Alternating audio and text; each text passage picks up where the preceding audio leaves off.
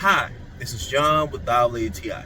And as I have an old car, the previous owner was not taking care about the headlights. So I had to look for a way or a therapy for my headlights that were really yellow. The lights were not bright enough at night and I was having a lot of problems. But this is where this turtle wax, headlight restorer, and sealant 2-in-1 comes into place. So at first I was a little bit hectic and not so sure that this could do a job.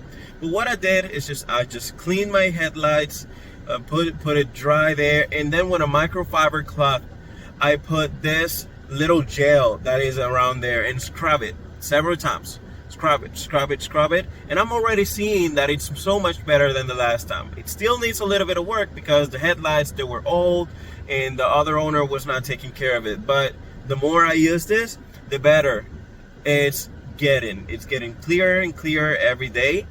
And yesterday I was at night and I felt like it's such a difference because the lights were working way better. I had better lighting overall. So this was John with WTI, and that was my point of view.